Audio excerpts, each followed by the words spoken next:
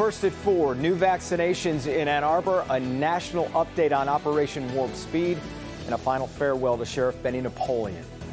Also today, $600 payments are on the way into many of your bank accounts, but will more money follow? We'll tell you how things are looking in the U.S. Senate. Hey, Paul.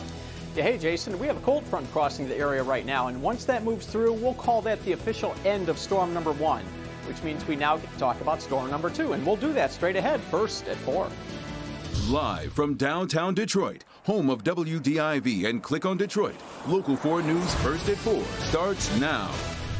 Welcome to the show, everybody. I'm Jason Colthorpe. Karen is off today. First at 4, we're following several COVID-related stories, including a local mayor's death and a progress report on vaccine distribution. First, though, Michigan is reporting another 4,200 new cases of the virus in the past 24 hours.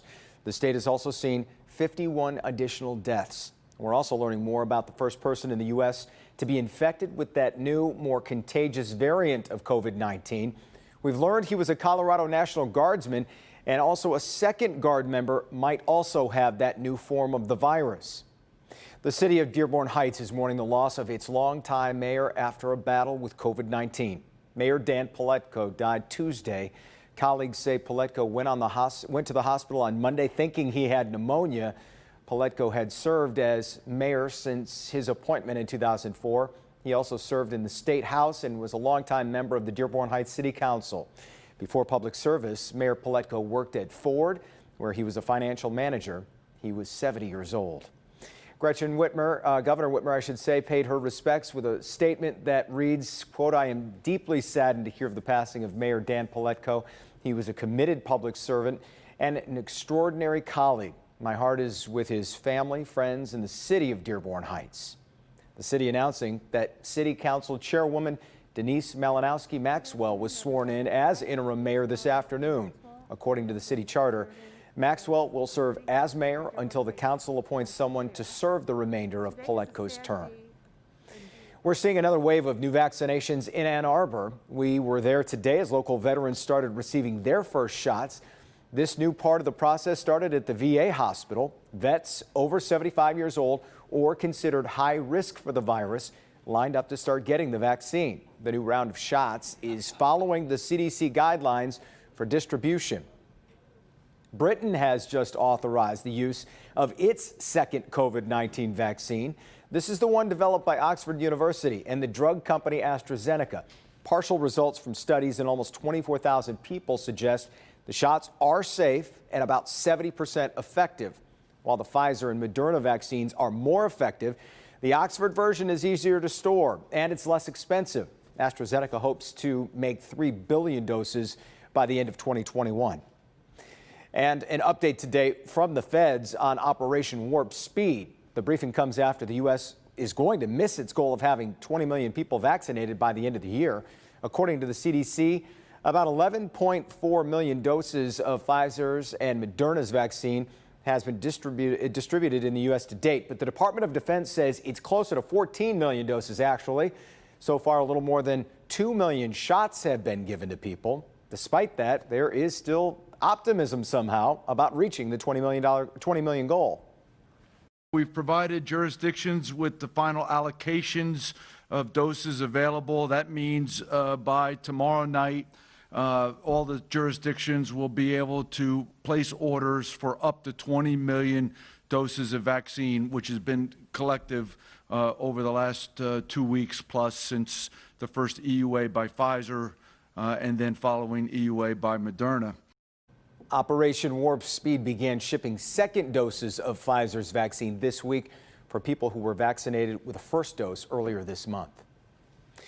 Friends and family of Sheriff Benny Napoleon paid their final respects this afternoon in Detroit. And he said, "You don't have to cry."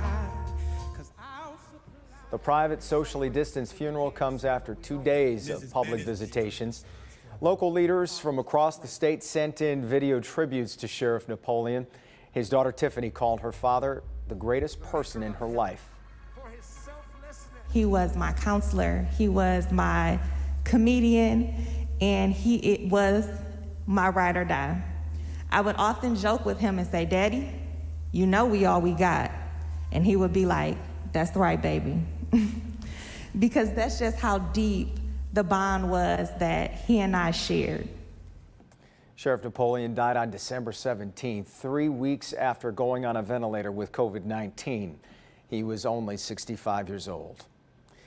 The coronavirus has also claimed another TV star. Dawn Wells, who played the castaway Mary Ann on the 60s sitcom Gilligan's Island, died today of causes related to COVID. Her publicist says the 82-year-old died peacefully at a living facility in Los Angeles.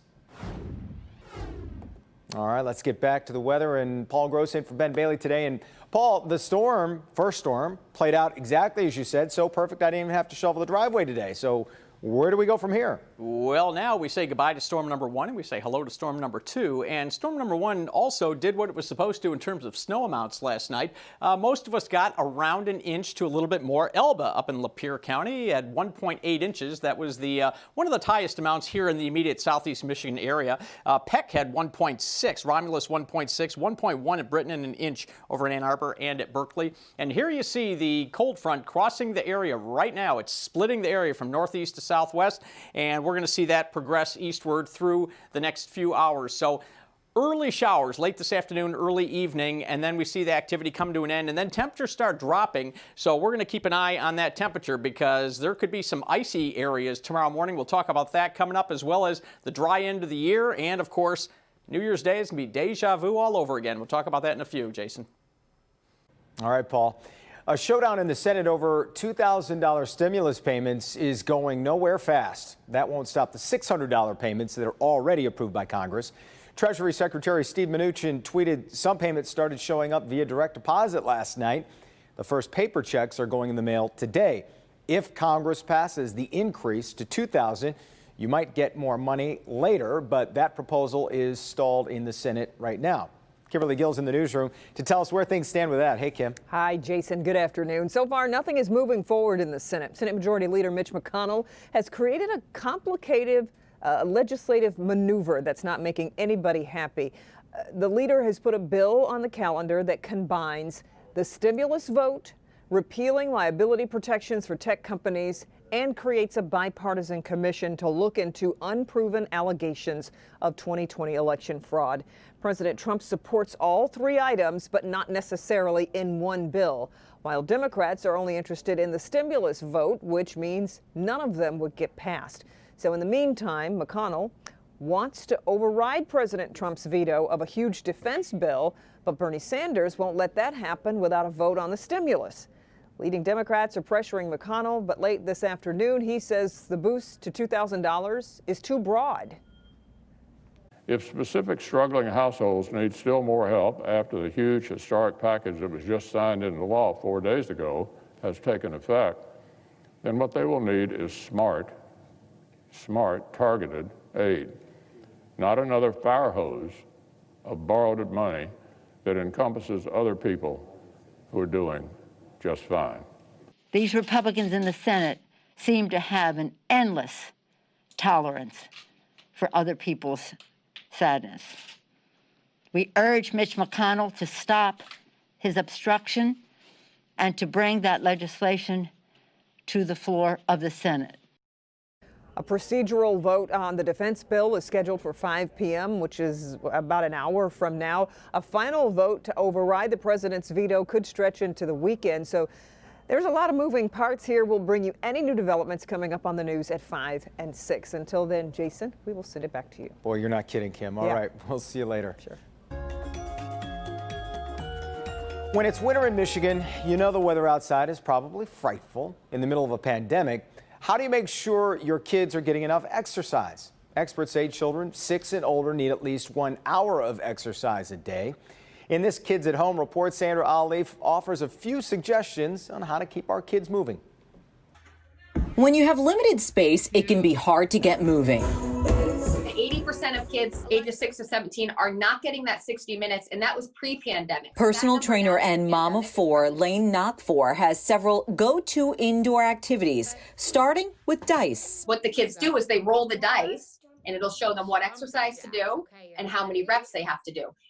Kids love this because it's that element of surprise. It's that element of, ooh, what am I going to get? So it makes exercise fun. The fitness dice will run you about $20 on Amazon. Another inexpensive option, activity cups you make yourself at home.